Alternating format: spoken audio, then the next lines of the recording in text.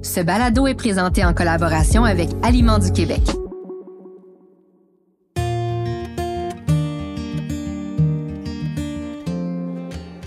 Vous êtes-vous déjà demandé pourquoi certaines personnes décident de consacrer leur vie à cultiver et transformer les aliments qu'on consomme au quotidien? Beau temps, mauvais temps, jour après jour, malgré tous les enjeux, tous les défis? C'est grâce à ces producteurs et transformateurs qu'on peut manger québécois et ils ont toute mon admiration. Dans ce balado, je veux mettre en lumière leur savoir-faire et leur donner une voix. Je veux comprendre d'où vient leur passion et quels sont leurs rêves pour notre assiette. Par-dessus tout, je veux découvrir qui sont ces gens derrière nos aliments. S'il y a une recette qui définit bien le patrimoine culinaire du Québec, c'est pas la poutine. Je parle d'une recette qui a joué un rôle beaucoup plus important dans la cuisine de nos ancêtres et qui existe depuis beaucoup plus longtemps. L'avez-vous deviné? Ben oui, je parle des herbes salées. Leur histoire remonte aux colons français. À un moment donné, chaque famille, chaque région du Québec faisait sa propre recette à la fin de l'été avec les derniers légumes de la saison et les retailles du jardin. Ça, c'était de l'anti-gaspillage avant la mode. C'était une façon de prolonger les saveurs de l'été et d'assaisonner des plats pendant l'hiver sans utiliser trop de sel, une denrée très coûteuse. C'était avant l'arrivée des frigos. On n'achetait pas les herbes salées au magasin, on les préparait soi-même. À l'époque, il n'y avait pas un mijoté, un ragoût, une soupe sans herbes salées. Puis, la tradition s'est perdue. Les Québécois se sont mis à avoir accès à plein d'épices, plein de condiments, plein d'autres façons d'assaisonner leurs plats. Mais un entrepreneur du Bas-Saint-Laurent a décidé de nous redonner accès à ces saveurs d'antan en commercialisant les herbes salées de sa mère. Ça, c'était il y a 60 ans. Au fil des ans, les herbes salées du bas du fleuve ont reconquis le cœur des familles québécoises, un petit pot à la fois, jusqu'à un point où presque chaque frigo avait son petit pot d'herbes salées. Mais ce que je savais pas, c'est qu'il y a quelques années, cette icône de la cuisine québécoise a failli disparaître de nouveau, faute de relève. J'ai donc décidé de me rendre jusqu'à Sainte-Angèle-de-Mérici, dans la vallée de la Matapédia, pour rencontrer la femme qui a décidé de sauver les herbes salées.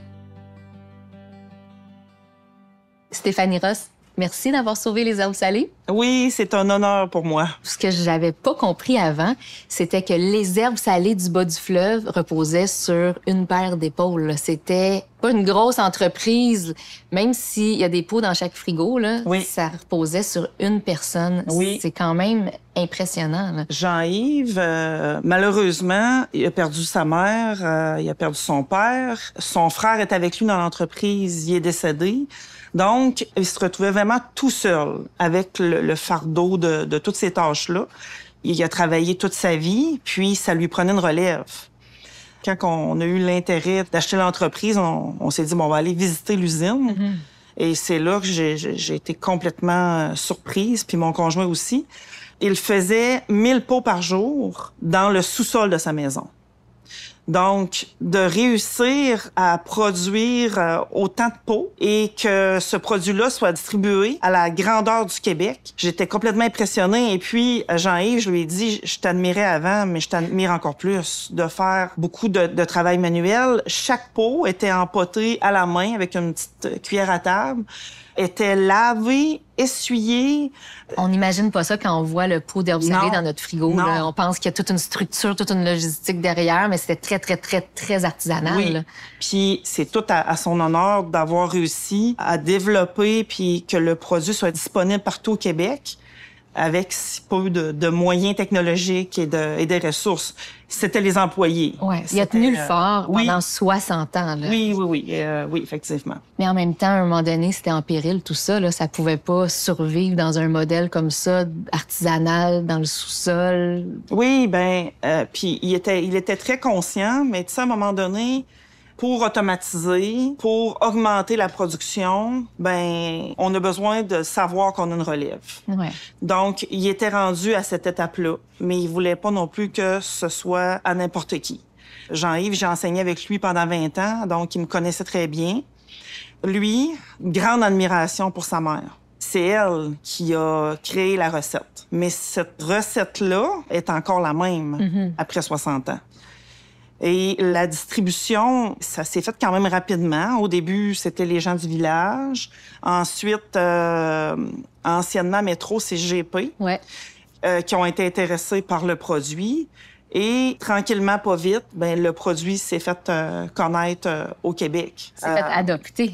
Oui, c'est fait adopter. C'est vraiment une adoption, effectivement. Une grande charge émotive. Là. Il y a beaucoup d'amour. Les gens aiment. Tout le monde connaît les herbes salées du bas du fleuve, puis tout le monde aime les herbes salées du bas du fleuve.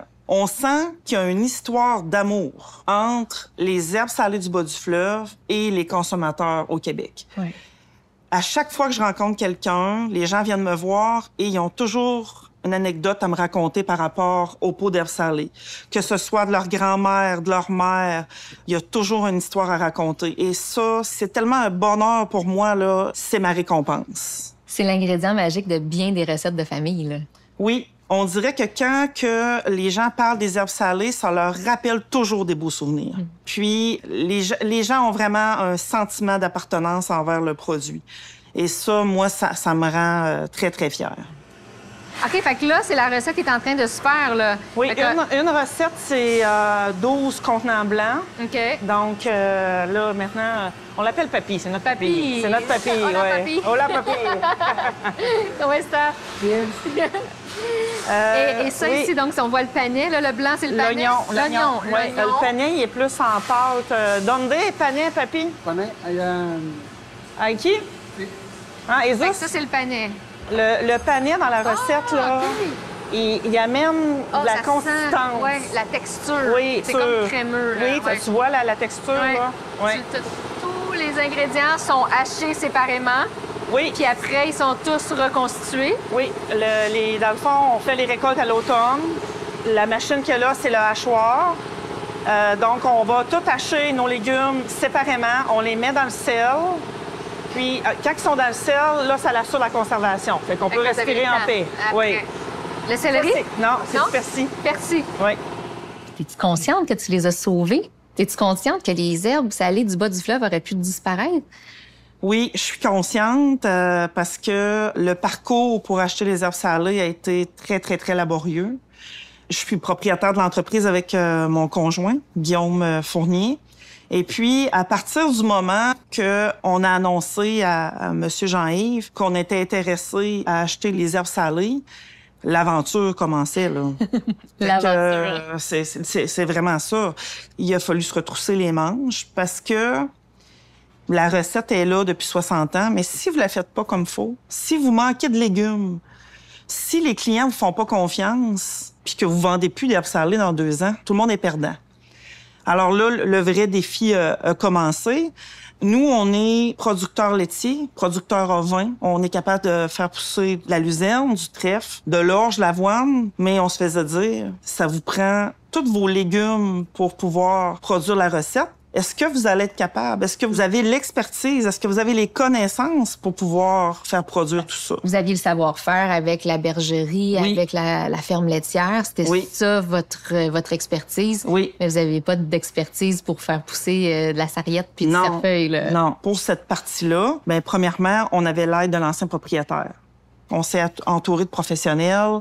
T'sais, on a été capable de rassurer tout le monde. Mais après ça, tu sais, les bottines, ouais. Les bottines doivent suivre les babines. Okay, ça c'est certain. Doivent suivre les babines. Puis là, parle-moi de comment la production a évolué là, depuis que vous avez repris. Là. Avant, l'ancien propriétaire faisait 1000 pots par jour, c'est ça? Oui. Quand on a acheté l'entreprise, tout était fait manuellement. Le premier objectif, c'était d'améliorer la qualité de vie des employés. Parce que visser 1000 pots par jour, ça peut paraître anodin. Mais quand on le fait, je peux vous dire que c'est très difficile physiquement. Alors là, on a pris la décision d'automatiser le processus. Ça nous a permis, avec plus ou moins 3 employés, de passer de 1000 pots par jour à 1000 pots à l'heure. Oh! Ça change le jeu, là. Oui. Alors, dans une semaine, l'ancien propriétaire faisait environ 7000 pots. Là, présentement, à l'heure qu'il est, à la fin de la journée, ils vont avoir fait 8000 pots. En une journée, tu fais la production d'une semaine. Oui. Ça nous permet aussi de commencer à présenter notre produit à l'extérieur du Québec. J'ai beaucoup de demandes pour l'Ontario. Alors, ça va nous permettre aussi une croissance. Mais est-ce que tu savais dans quoi tu t'embarquais, là? Non. Tu savais pas, hein? Non. On a passé des lignes mineures à la ligne nationale du jour au lendemain. Puis, Le défi aussi qu'on a eu, il fallait avoir un produit de qualité qui était égal à ce que les gens ont toujours été habitués de consommer. La pression, c'est oui, là, être capable de fournir au nombre de pots, mais ça, avec l'efficacité de travail, on y arrive. Mais le plus grand défi, c'est de respecter la recette. Parce que moi, j'ai des gens qui m'ont appelé puis qui m'ont dit « Madame, votre recette a changé, j'ai acheté un pot, c'est pas pareil. » Mais c'était même pas nous qui l'avons fait. Tu sais, j'avais l'impression... Il y avait encore un pot de l'ancien producteur, mais il pensait que le goût avait changé parce qu'il savait que puis on dirait que les gens avaient peur que la recette change. Mais en même temps, c'est des produits frais, c'est des produits qui évoluent. La carotte est pas toujours sucrée de la même façon. Le céleri peut être plus amer. Il y a une saison où la sarriette, elle goûte pas ce que la saison d'avant, elle goûtait. Comment vous faites pour garder le même goût avec des produits qui sont des produits frais puis des produits qui varient? La recette, elle varie de façon naturelle. Puis, juste la couleur. Même sur la tablette, des fois, on voit des différences. Puis vous allez descendre à l'usine, puis un pot qui était fait il y a 2 semaines versus un pot que je fais là, les couleurs vont être différentes. Ben moi, ce que je réponds, c'est que si la couleur varie, c'est une bonne nouvelle. Parce que il n'y a pas de colorant et le seul agent de conservation, c'est du sel. L'autre chose, si je fais des herbes salées avec des légumes qui viennent d'être récoltés, il y a de la chlorophylle. La chlorophylle, ça donne la couleur à ma plante. Donc, si je suis au mois de septembre, mes herbes salées vont être plus vertes fluo. Mais au fur et à mesure, j'avance dans l'année, la chlorophylle s'en va dans la plante. Donc, c'est normal que les herbes changent de couleur. C'est tout aussi cet apprentissage-là. L'éducation. L'éducation. Ouais. Parce que les gens, ils veulent que ce soit le plus possible naturel. Mais si on veut que ce soit naturel, il faut accepter l'imperfection. Fait que c'est ce que je trouve le plus difficile. De faire comprendre aux gens que ça pourra jamais être parfait, toujours pareil d'un pot à l'autre, parce que c'est des légumes, parce que les saveurs changent. Fait que oui, tu sais, on travaille fort pour que ce soit le plus semblable, mais... Mais c'est la beauté du produit. C'est la beauté du produit parce que on est habitué à des produits qui sont industrialisés, qui sont très, très normalisés, standardisés. Puis là, on tombe dans un produit qui a une histoire, un produit frais, un produit qui est peu transformé. Oui. Donc, pour moi, c'est une marque, c'est une valeur, le fait qu'il soit pas toujours parfait ou toujours pareil. Non, effectivement. Mais ce que je me demande, c'est comment l'ancien propriétaire a réagi quand il a goûté à vos herbes salées. Je vais toujours me rappeler de ce moment-là. Il est rentré ici à l'usine, puis il a pris une petite cuillère, il a goûté, il est venu émotif, les larmes aux yeux. Puis il me dit « Merci. Merci de respecter ma recette. » Ça, c'est le saut. C'est le saut que vous aviez besoin, hein? Oui. Pourtant, tu sais, nous, c'est ce qu'on a acheté. On a acheté l'authenticité, la recette. Mais il était tellement content de voir, oui, c'est le goût qui est encore présent, là. Ça, c'est sûr. Là. Comment tu t'es senti quand tu as vu son émotion? Ah, écoute, c'est... Moi, j'avais toujours pas le doute, mais la crainte. Est-ce qu'on va être capable de reproduire cette fameuse recette-là? Parce qu'on s'est tellement fait dire pendant un an, vous êtes des producteurs laitiers, vous êtes des producteurs ovins, allez-vous être capable vraiment de la reproduire? Est-ce que les gens vont continuer à acheter votre produit? Parce que, tu sais, c'était vraiment la clé du succès. Dans la recette, ce que je trouve beau, c'est qu'on a les mal-aimés. C'est que quand on va à l'épicerie, on voit les carottes, le céleri, sont donc beaux, sont donc parfaits. Tu sais, je vais donner l'exemple du céleri parce qu'ici, au Bas-Saint-Laurent, il fait pas assez chaud pour faire pousser du céleri. Alors, on a 1 ou 2 producteurs, là, vraiment, avec qui on a des contrats au Québec. Quand, exemple, ils préparent une vanne de céleri pour l'épicerie, s'il y a un petit point, il y a une petite affaire pas correcte, toute la vanne de céleri peut être refusée. On les appelle les mal-aimés, là, mais le céleri, il est très, très beau pour nous. Tu sais, il faut penser, les producteurs, là, pensez-vous qu'ils ont tous des légumes parfaits? Non, ils sont très, très bons à consommer. C'est l'essence même des herbes salées, le côté anti-gaspillage. C'est ça que nos ancêtres faisaient, là, vider le jardin puis récupérer tout ce qu'ils pouvaient avant l'hiver. Oui. Vous le faites à une autre échelle, mais c'est ça, c'est de la récupération alimentaire puis c'est d'éviter le gaspillage. Là. Oui, tout à fait. Donc ça, cet aspect-là, tu sais, que j'ai découvert puis que c'est vraiment essentiel là, pour l'entreprise. Là. Fait que ça, c'est le persil, la sarriette, les épinards. Oui. Wow! Fait que ça, c'est votre l'été.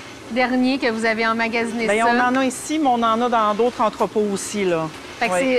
l'automne, là, c'est la course contre la montre pour faire les réserves de légumes, Oui. puis après, vous embouteillez pendant toute l'année avec Oui. les légumes de l'automne. Ça prend une bonne gestion parce que l'automne, ça apporte beaucoup de dépenses à l'entreprise. Parce que si on a des légumes à acheter, c'est à l'automne.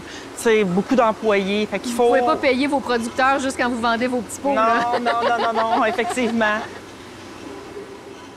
Et puis là, maintenant, est-ce que vos produits, vos légumes, vos herbes sont locaux toute l'année? 100 100 Oui. Le fait d'avoir l'espace suffisant, d'avoir une machine pour acheter les légumes, ça me permet de tout rentrer mes légumes à l'automne pour tout le reste de l'année. Ça veut dire que mon céleri, je l'achète tout d'un producteur du Québec et je suis capable de faire toutes mes recettes pendant toute l'année. Ça me permet d'avoir un pot qui est 100 Québec. Donc, le produit est encore plus québécois qu'il l'était avant. Oui, parce que pendant toute l'année, j'ai des légumes soit qui viennent de mes champs ou soit qui viennent de producteurs de la région ou du Québec, 100 Québec. Et ça, c'est fondamental pour nous. C'est pour ça que vous pouvez maintenant avoir le logo Aliments du Québec sur votre produit. Oui, et puis je suis très fière de pouvoir le mettre. Les gens me disent, pourquoi tu t'as mis, pourquoi, tu sais, Aliments du Québec? Tout le monde le sait, voyons, les herbes salées du bas du fleuve, ça fait 50 ans. Oui, mais moi, je fais l'effort que dans mon pot, c'est tous des légumes et des herbes du Québec. Je vais te donner un autre exemple, le panais. J'ai un maraîcher, ça fait quelques années qu'il a démarré. Il vient nous rencontrer, tout ça. Fait qu'on a dit, écoute, on va te donner le contrat du panais. 10 000 kilos de panais. Ça lui a permis de sécuriser son entreprise financièrement parce qu'il y avait un contrat de 10 000 kilos de panais avant de commencer son année. Et la fierté de dire, mes panais sont dans le pot d'herbes salées. Donc, de mettre le logo Aliments du Québec, je suis vraiment fière. Ça a une grande importance pour moi parce qu'on a fait l'effort d'avoir un produit, justement, qui contient tous des légumes et des herbes du Québec. Puis c'est quoi l'importance pour la région? Premièrement, c'est la fierté de la région, de la métisse. Les gens, ils sont tellement contents que le produit a resté au Bas-Saint-Laurent. Les herbes salées du bas du fleuve, ça permet de faire vivre d'autres entreprises. Ça nous permet d'encourager d'autres producteurs locaux parce que l'entreprise n'arrête pas de grossir. Les employés, oui, on a des travailleurs étrangers, on a des travailleurs québécois. Eux, ça leur permet de travailler ici. Ça leur permet de consommer aussi local, de pouvoir aller faire leur épicerie. Donc, ça va bénéficier à plein d'autres entreprises et à la communauté ici, là, dans le coin, là. C'est le dynamisme de toute une région, là. Oui. Qui est affectée positivement par les herbes salées. Là. Oui, effectivement. Puis comment t'aimerais que les gens se souviennent de toi et de ton conjoint dans la grande histoire des herbes salées au Québec? Moi, je veux qu'ils se souviennent de nous comme étant des personnes qui ont dû relever différents défis pour pouvoir être disponibles pour les Québécois, puis même à l'extérieur du Québec. Moi, je veux que mon entreprise reste humaine. Tout le monde qui travaille ici, qui sont autour de nous, ils ont le sentiment d'appartenance. Pas juste travailler pour travailler, ils ont le sentiment d'appartenance envers les herbes salées du bas du fleuve. Puis c'est quoi ton grand rêve pour l'avenir des herbes salées? On a un bébé qui s'appelle les herbes salées déshydratées. Cette recette-là, c'est l'ancien propriétaire qui l'a mis au monde. Il n'y avait pas la capacité de la fabriquer à grand volume. Donc, ça fait partie d'un de nos grands projets de faire découvrir ces herbes salées-là déshydratées à la grandeur du Québec. Les gens connaissent les herbes salées, mais les gens me disent toujours « c'est donc bien bon dans la soupe ». Mais on sait très bien que les herbes salées peuvent être utilisées partout dans différents plats. Je veux que les gens en apprennent davantage sur les herbes salées. Oui, on a tout un pot dans le frigidaire, mais je veux leur donner plein d'idées pour l'utiliser autre que dans la soupe. On continue dans la soupe, mais il y a différentes façons de les utiliser. Je peux t'aider avec ça, moi. Oui, effectivement. Puis on a beaucoup de rêves, beaucoup de projets, mais j'aimerais ça être capable un jour de pouvoir faire connaître les herbes salées du bas du fleuve qui viennent du Québec à l'extérieur du Québec. Ici, c'est notre produit fini de déshydraté. Ah! L'odeur, là, c'est... Oh! Ça, c'est vraiment produit fini, là. Fait que là, ça, dans le fond, c'est la recette spéciale d'herbes salées que vous avez déshydratées. Déshydratées, puis là, ça fait comme tous des gros copeaux. Puis un coup qui sont secs, ça fait des gros copeaux. Comme des galettes. Des cocottes. Oui, des cocottes. Puis on va les passer dans la hachoir, puis ça fait le produit fini. Ça sent frais, même si c'est déshydraté. Oui, hein? oui. Ça sent c'est fait encore. avec des herbes fraîches. Hein? Puis déshydraté à basse température. C'est ça le défi. Puisque c'est déshydraté, c'est autour de 22 degrés, ça fait en sorte qu'on conserve toutes les saveurs, les arômes des légumes et des herbes. C'est vraiment ce qui fait la différence. Puis comment vous trouvez la conciliation couple-entreprise dans tout ça? Là? Parce que là, c'est des longues heures, c'est beaucoup de travail, c'est beaucoup d'investissement dans l'entreprise. Oui, on se connaît bien. On est deux têtes de cochon. C'est super avantageux à différents niveaux. Sauf que deux têtes de cochon, quand il y en a un qui a une idée puis l'autre a une autre idée, ça peut faire des flamèches. Fait que c'est sûr que on est 24 heures sur 24, 7 jours sur 7 ensemble. À un moment donné, c'est sûr qu'on se tape ses nerfs, là. Il me tape ses nerfs, je lui tape ses nerfs. Ça, c'est sûr. Alors, comment qu'on fait pour s'en sortir là-dedans? C'est qu'on est deux leaders. La meilleure façon, c'est chacun ses forces. Lui, c'est un gars vraiment de terrain. Lui, il va être dans l'usine, il va être au champ. Tout ce qui est entretien de machinerie, c'est vraiment sa force. Par contre, lui, il est pas capable d'envoyer un courriel. Moi, tout ce qui est plus gestion, moi, je fais vraiment toute la gestion, la comptabilité, marketing, contact avec les clients. J'aime beaucoup travailler dehors puis pratico-pratique, mais présentement, je passe mes journées dans mon bureau. Alors, c'est quoi qu'on peut déléguer? Et nous, qu'est-ce qu'on garde pour assurer la bonne gestion d'entreprise? Elle est où notre valeur ajoutée à nous? Elle est où notre valeur ajoutée? Mais il faut se faire confiance, puis il faut être capable de déléguer. C'est la clé du succès. Puis qu'est-ce qui te pousse à toujours continuer puis à jamais lâcher, là? La passion. Je suis une amoureuse des herbes salées du bas du fleuve. Pour être capable de vendre un produit, il faut être convaincu. Donc, la passion que j'ai pour les herbes salées du bas du fleuve, peu importe, je vais toujours travailler fort pour que ça continue. Puis qu'est-ce que tu voudrais que les auditeurs du balado retiennent? C'est quoi ton mot de la fin, ton cri du cœur?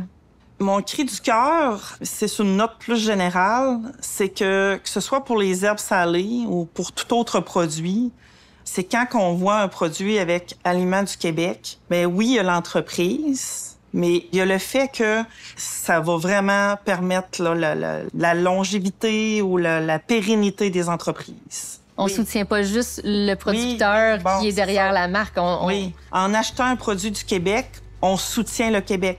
On soutient pas juste le producteur, on soutient l'ensemble des gens du Québec. On voit que les herbes salées du bas du fleuve ont de bons gardiens, de bons protecteurs. Puis je souhaite longue vie aux herbes salées. Merci. Ce balado a été possible grâce à la participation d'Aliments du Québec et de ses adhérents.